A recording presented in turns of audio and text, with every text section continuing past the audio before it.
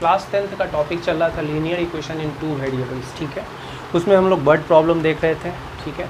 तो इसमें क्या है कि आज भी हम लोग वर्ड प्रॉब्लम देखेंगे। इसमें एक नया क्वेश्चन के साथ, क्वेश्चन आपका रिलेटेड है मेंसुरेशन और ज्योमेट्री से, ठीक है। Question based on geometry and mensuration, ठीक है। तो आपका जो है एरिया रिलेटेड क्वेश्चन है। इससे पहले वाले क्लास में भी हम लोग इसी टाइप का एक क्वेश्चन डील किए थे, है ना।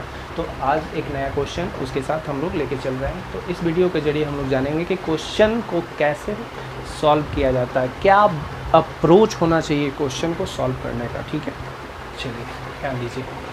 तो हम आपको क्या बताए थे कि लीनियर इक्वेशन इन 2 वेरिएबल्स में जब भी क्वेश्चन दिए हुए होंगे तो आपको क्या करना चाहिए, आपको सबसे पहले क्वेश्चन को रीड करना चाहिए। मैथ्स में वैसे भी क्वेश्चन को बनाने से पहले आपको क्वेश्चन को रीड करना ही पड़ेगा। तो बेहतर तरीके से क्वेश्चन को पढ़िए, पढ़ने के बाद स्टेटमेंट को देखिए कि स्टेटमेंट क्या कहना चाह रहा है, ठीक है। तो आपका लीनियर इक्वेशन में जो क्वेश्चन रहेगा आप उसमें फिर देखिएगा जो अननोन क्वांटिटीज़ जो होगा, अननोन क्वांटिटी का मतलब क्या होगा, जो क्वेश्चन का डिमांड है, क्वेश्चन का जो सॉल्यूशन का डिमांड है। जैसे आपका अननोन क्वांटिटी यहाँ देखिए, फाइंड द डायमेंशन। तो डायमेंशन आपका क्या है, अननोन क्वांटिटी है ना। तो उसको आप क्या कीजिएगा, मान लीजिएगा, मानिएगा x और y, चूँकि 2 वेरिएबल में तो x और y मान लीजिएगा। उसके बाद क्या होगा, स्टेटमेंट के अकॉर्डिंग आप लोग कंडीशन फॉलो कीजिएगा, कंडीशन के अकॉर्डिंग क्या कीजिएगा, इक्वेशन बनाइएगा, इक्वेशन बना के फिर सॉल्व कीजिएगा। सॉल्व करने के बाद आपका फिर वो सॉल्व हो जाएगा, आंसर आ जाएगा। चलिए अब सबसे पहले आप क्या कीजिए, आपका काम है इस क्वेश्चन को अच्छे से समझना। देखिए क्वेश्चन क्या कह रहा है, the area of a rectangle gets reduced by 9 square units if it's length is reduced by 5 unit and breadth is increased by 3 unit, ठीक है। तो बहुत ही आसान है। ये आपका बात कर रहा है एक रेक्टेंगल का, रेक्टेंगल है ना। रेक्टेंगल का जो एरिया है वो क्या होता है, रिड्यूस मतलब घट जाता है। कितना, 9 स्क्वायर यूनिट घट जाता है। इफ़ मतलब अब कब, if the length is increased by reduced by 5 unit, मतलब जब उसके लेंथ को 5 यूनिट घटा दिया जाए और ब्रेथ को 3 यूनिट इंक्रीज़ कर दिया जाए, यानी बढ़ा दिया जाए, ठीक है। तो पहला स्टेटमेंट आपका यहाँ से हो गया। सेकंड स्टेटमेंट क्या है, if we increase the length by 3 unit, है ना, कि अगर हम लेंथ में 3 यूनिट का इजाफा कर दें, इंक्रीज़ कर दें, बढ़ा दें, और ब्रेथ में 2 यूनिट क्या करें, है ना, breadth 2 unit increase, sorry, if we increase length by 3 unit and the breadth by, हाँ मतलब दोनों को ही इंक्रीज कर दिया गया है, दोनों को ही बढ़ा दिया गया है। कितना, 2, एक को 3 यूनिट और दूसरे को 2 यूनिट, मतलब लेंथ को 3 यूनिट, ब्रेथ को 2 यूनिट, ठीक है। तो एरिया जो बनता है वो इंक्रीज बाई 67 स्क्वायर यूनिट। तो एरिया जो हुआ, जो एरिया आएगा बढ़ाने से, लेंथ को 3 यूनिट और ब्रेथ को 2 यूनिट करने के बाद जो एरिया आता है वो एरिया इंक्रीज कर जाता है 67 स्क्वायर यूनिट, ठीक है। तो क्वेश्चन कर रहा है कि आप उसका डायमेंशन निकालिए, मतलब उसके, मतलब उस रेक्टेंगल का लंबाई और चौड़ाई क्या रहा होगा, ठीक है। तो इस क्वेश्चन को हम लोग स्टेप बाय स्टेप सॉल्व करते हैं। चलिए हम आपको क्या बताए थे, सबसे पहले आपको क्या करना चाहिए, आप एक रेक्टेंगल बना लीजिए। चूँकि रेक्टेंगल रिलेटेड क्वेश्चन है तो आप रेक्टेंगल बना लिए। उसमें रेक्टेंगल में क्या होता है, लेंथ और ब्रेथ होता है। लेंथ को आप x मान लिए, ब्रेथ को आप y मान लिए, ठीक है। तो आप इसी चीज़ को लिखिएगा, लेट द डायमेंशन या फिर लेट द लेंथ। डायमेंशन का मतलब होता है वही लंबाई और चौड़ाई को ही हम लोग डायमेंशन बोलते हैं, ठीक है। तो लेंथ को, लेंथ ऑफ रेक्टेंगल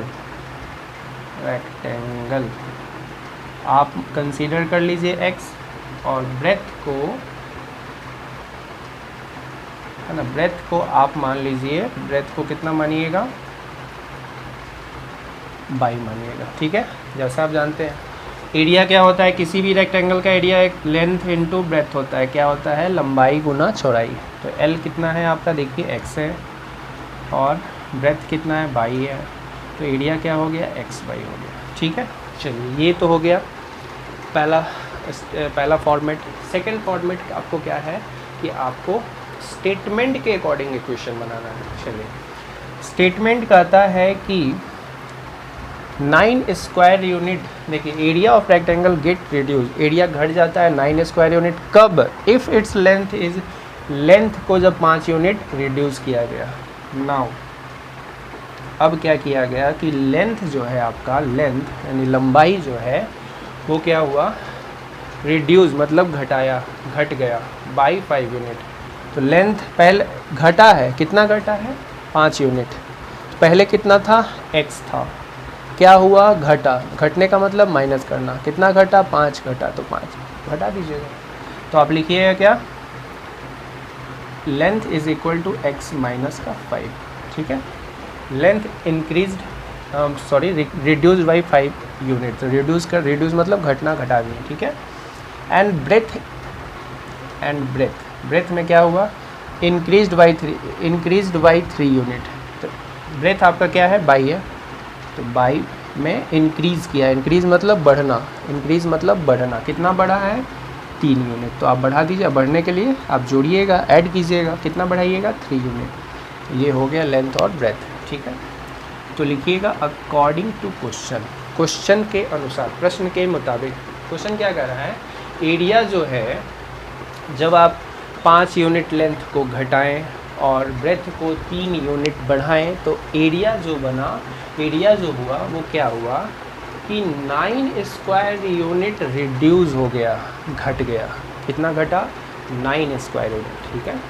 तो अकॉर्डिंग टू क्वेश्चन इसको आप ए माने हैं। अच्छा पहले तो इसका एरिया आप निकाल लीजिए, एरिया क्या होगा, ए फॉर एरिया, एरिया बराबर होता है एल इंटू बी, आप जानते हैं लंबाई गुना चौड़ाई, आयत का क्षेत्रफल। एल का वैल्यू आप रखिएगा x माइनस का 5, ठीक है। बी का वैल्यू आपका क्या है बाई प्लस 3, आप इसको सॉल्व कीजिएगा। x का मल्टीप्लाई दोनों से कीजिए, फिर 5 का मल्टीप्लाई भी दोनों से कीजिए, या फिर बाई का मल्टीप्लाई इन दोनों से कीजिए, जैसे भी आप मल्टीप्लाई करें। यहाँ पे 2 इंटू 2 टर्म है, 4 टर्म आ जाएगा मल्टीप्लाई करने पे, है ना। प्रत्येक टर्म का मल्टीप्लिकेशन प्रत्येक टर्म से करना है, तो बाई का मल्टीप्लाई आप दोनों से करा दीजिए, x से कराइएगा तो एक्स बाई लिखिएगा, फिर बाई का मल्टीप्लाई 5 से -5 से कीजिएगा, माइनस का 5 बाई लिखिएगा, इसका मल्टीप्लाई दोनों से हो गया। फिर आप सेकेंड टर्म को उठाइएगा यानी 3 को उठाइएगा, 3 का भी मल्टीप्लाई बारी बारी से दोनों टर्म से कराइएगा, तो 3 का मल्टीप्लाई आप कराइएगा x के साथ तो 3x हो जाएगा, 3 का मल्टीप्लाई -5 के साथ 3 5 जा 15, माइनस का 15, प्लस इंटू माइनस माइनस भी लगाइएगा। स्टूडेंट्स यहाँ पे गलती कर देते हैं, प्लस माइनस जो है यहाँ पे मिस्टेक कर देते हैं, ठीक है, तो आप मत कीजिएगा। तो ये हो गया आपका, मल्टीप्लाई करने पे हम लोग लिख दिए, ठीक है। अब जो है अकॉर्डिंग टू क्वेश्चन कीजिएगा, प्रश्न क्या कह रहा है आपका कि ऐसा करने पे जो एरिया आया है आप उसको A1 मान लीजिए, A1 जो आप लाए हैं, है ना, वो 9 स्क्वायर यूनिट रिड्यूस हो गया, घट गया है। तो A1 जो आप लाए हैं ओरिजिनल एरिया यानी A से घट गया है, घटने का मतलब माइनस करना, कितना घटा है 9 स्क्वायर यूनिट, ठीक है। स्क्वायर यूनिट क्यों लिखता है, क्योंकि एरिया का यूनिट ही होता है मीटर का स्क्वायर या फिर सेंटीमीटर का स्क्वायर, है ना, इसलिए स्क्वायर लिखता है यहाँ पे, ठीक है। तो A1 इक्वल टू आप लिख सकते हैं A माइनस का 9, ठीक है। चलिए अब इसको आप सॉल्व कीजिए, A1 का वैल्यू आप रख दीजिए। A1 का वैल्यू क्या है देखिए, आप लिखिएगा x बाई माइनस का 5 बाई प्लस का 3x, देखिए यहाँ पे जो वैल्यू हम यहाँ पे रख रहे हैं माइनस का 15 बराबर क्या लिखिएगा, a का वैल्यू आपका क्या है, देखिए आप a क्या माने हैं x बाई हो गया, चूँकि आप लेंथ को x और ब्रेथ को बाई माने थे तो आपका एरिया आया था x इंटू बाई, तो एरिया की जगह आप लिख सकते हैं x बाई माइनस का 9, ठीक है। अब आप इसको काटना जानते हैं, x बाई से x बाई काट दीजिएगा, क्यों, क्योंकि दोनों ही इक्वल के अपोजिट साइड में है, साथ ही साथ दोनों का साइन सेम है। अगर दोनों प्लस में है तो कट जाएगा, दोनों माइनस में भी होता तो कट जाता है, ठीक है। टर्म समान है इसीलिए कटा है, ठीक है, साथ ही साथ साइन भी यानी कि चिन्ह भी एक है, ठीक है। अब बताइए आप क्या करिएगा, स्टैंडर्ड फॉर्म क्या है, एक्स और वाई वाले जितने वेरिएबल्स है उसको आप लेफ़्ट साइड में रखिए और कांस्टेंट टर्म को राइट साइड में भेज दीजिए। तो आप लिखिएगा क्या 3x माइनस का 5 बाई, ठीक है, 3x माइनस 5 बाई, ये -15 को आप उधर भेज दीजिएगा इक्वल के अपोजिट साइड में, चूँकि कांस्टेंट टर्म को राइट साइड में रखना होता है, तो -15 उधर +15 में कन्वर्ट हो जाएगा, तो प्लस 15 यानी 15 और माइनस का 9, बोलिए कितना होगा? 15 में से 9 गया 6, अब डायरेक्ट लिख दीजिए। ये 15 उधर प्लस में हो गया, 15 और माइनस का 9 यहाँ एज इट इज़ पहले से है, तो 15 में से 9 घट जाएगा, 9 6 आ जाएगा। ठीक है, तो आपका एक इक्वेशन यहाँ से तैयार हो गया। ठीक है, अगेन फिर से क्वेश्चन क्या कर रहा है? क्वेश्चन ये कर रहा है if we increase the length by 3 unit, है ना, मतलब लेंथ को अब क्या किया गया? इंक्रीज़ किया गया। देखिए इंक्रीज़, यहाँ पे देखिए इंक्रीज़ कितना किया गया? 3 यूनिट। आपका लेंथ पहले कितना था? x था, तो x था, इसमें इंक्रीज़ किया गया यानी इजाफा किया गया। कितना इजाफा किया? मतलब बढ़ा कितना? 3 यूनिट। तो इंक्रीज़ करने के लिए हम लोग क्या करते हैं? जोड़ते हैं। कितना जोड़ेंगे? 3 यूनिट, तो x प्लस। ठीक है, उसके बाद देखिए if we increase length by 3 unit and मतलब और, तो इंक्रीज ब्रेथ को भी किया गया है। कितना? 2 यूनिट का। ठीक है, मतलब कि उसके लेंथ में 3 यूनिट का बढ़ोतरी हुई और साथ ही साथ ब्रेथ में 2 यूनिट की बढ़ोतरी हुई। ठीक है, चलिए, तो ब्रेथ आपका कितना था? 22 था, बढ़ा, बढ़ोतरी हुआ, बढ़ने का मतलब जोड़ना। कितना बढ़ा? 2 यूनिट, तो आप 2 यूनिट लिख दिए। ठीक है, उसके बाद आपको क्या करना है? एरिया निकालना है। एरिया बराबर आप जानते हैं लंबाई गुना चौड़ाई। क्या जानते हैं? L into B. ठीक है, लेंथ कितना है? देखिए लेंथ आप x प्लस 3 लिखेंगे। क्या लिखेंगे? x plus 3। ब्रेथ क्या लिखेंगे? आप लिखेंगे बाई प्लस 2। फिर आप मल्टीप्लाई कर देंगे, यहाँ पे मल्टीप्लाई करा देंगे। बाई का मल्टीप्लाई कराइए इन दोनों टर्म से, तो एक्स बाई लिखिएगा। बाई इंटू एक्स बाई हो गया, बाई इंटू 3 कीजिएगा तो 3 बाई आप लिखिएगा। ठीक है, उसके बाद आप क्या कीजिएगा? इस 2 का मल्टीप्लाई भी दोनों टर्म से कराइएगा, तो 2 का मल्टीप्लाई कीजिएगा तो 2x लिखिएगा। फिर 2 का मल्टीप्लाई 3 से भी कराइएगा तो 2 3 जा 6 लिखिएगा। ठीक है, अब जो है लिखिएगा अकॉर्डिंग टू क्वेश्चन।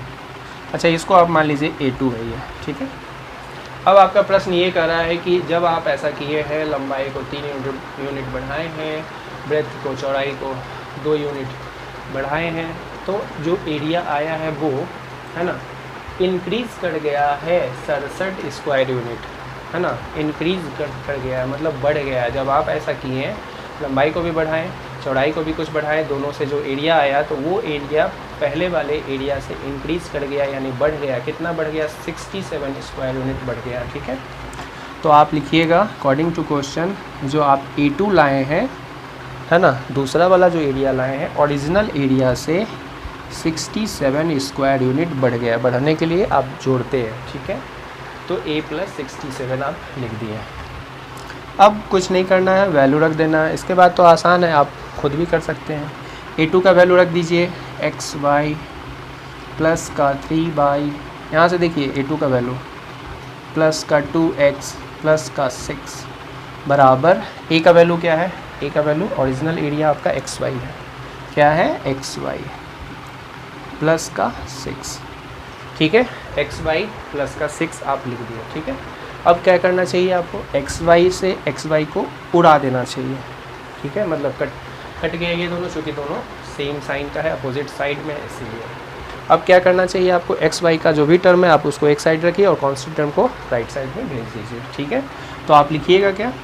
बोलिए 2x प्लस का 3y, ये लिख दिए 2x प्लस 3y, और ये जो आपका 6 है, अच्छा ये राइट साइड में 6 ही है, 67 है, वो 67 है, सॉरी हम 67 यहाँ पे जगह नहीं था, कोई बात नहीं है, आप 67 कर लीजिए इसको, 67। ठीक है, तो 67 और ये जो आपका 6 प्लस में है वो राइट साइड में जाएगा, मतलब अपोजिट साइड में जाएगा तो घट जाएगा, तो 6 घटा दीजिएगा ना, 67 में से 6 घटाइएगा तो 7 में से 6 गया 1, यानी कि 61 आ जाएगा। तो आप लिखिएगा कितना? 61। ठीक है, आप इतना लिखने के बाद आप इसको इक्वेशन नंबर 2 मान लीजिएगा। ठीक है, चलिए अब जो है इसको इरेज करते हैं। अब इन दोनों इक्वेशन को आप सॉल्व कीजिएगा। ठीक है, तो आपका इक्वेशन है, बोलिए क्या है? पहला नंबर इक्वेशन है 3x, यहाँ से देखिए माइनस का 5 इक्वल टू 6, ये फर्स्ट इक्वेशन है। आपका सेकंड इक्वेशन क्या है बोलिए? 2x प्लस का 3y इक्वल टू 61 आपका सेकंड इक्वेशन है। आपको सॉल्व करना है, ठीक है। तो आपको क्या करना चाहिए, किसी भी एक एलिमिनेशन मेथड से बनाइए, किसी भी एक वेरिएबल को आप काट दीजिए, एलिमिनेट कर दीजिए। तो उसके लिए आपको क्या करना चाहिए, दोनों का कोफिशिएंट सेम होना चाहिए, है ना, गुणांक यानी कि बराबर होना चाहिए। यहाँ देखिए, यहाँ पे इक्वेशन फर्स्ट में बाई का कोफिशिएंट 5 और इक्वेशन 2 में बाई का कोफिशिएंट 3। अगर बाई को काटना है तो अपोजिट कोफिशिएंट का मल्टीप्लिकेशन किया करना होता है, आप जानते हैं। 3 का मल्टीप्लाई आप कराइएगा ऊपर से, मतलब इक्वेशन 1 में अपोजिट मतलब उल्टा, नीचे 3 है तो ऊपर 3 का मल्टीप्लाई, अगर ऊपर 5 है तो नीचे 5 का मल्टीप्लाई, मतलब सेकेंड इक्वेशन में 5 का मल्टीप्लाई, ठीक है। चलिए अब 3 का मल्टीप्लाई जो है आप दोनों टर्म से करा दीजिए। 3 का मल्टीप्लाई इक्वेशन में आप करा रहे हैं तो सब टर्म से कराना होगा। बोलिए मल्टीप्लाई करा के, 3 3 ज़ा 9x माइनस 3 5 ज़ा 15 बाई इक्वल टू 3 6 ज़ा 18, 6 तिहाई 18। 5 का मल्टीप्लाई कराइएगा, 5 दूना 10, 5 दूना 10x प्लस का 5 3 ज़ा 15 बाई 5 इंटू इतना कीजिएगा 61। तो देखिएगा मल्टीप्लाई करेगा, 5 एकम 5 और 5 छका 30, लिख दीजिएगा 305, ठीक है। उसके बाद एक लाइन ड्रॉ कीजिएगा, थोड़ा सा स्पेस रख के, ताकि हम प्लस माइनस आवश्यकता अनुसार कर सके। अब आपको ऐड करना है। क्यों ऐड करना है? क्योंकि जिस टर्म को काटना है वो ऑलरेडी प्लस माइनस में अवेलेबल है, ठीक है। अगर ये दोनों माइनस में होता या दोनों प्लस में होता तो हम सब्ट्रैक्ट करते हैं, बट अभी ऐड करना होगा। क्यों?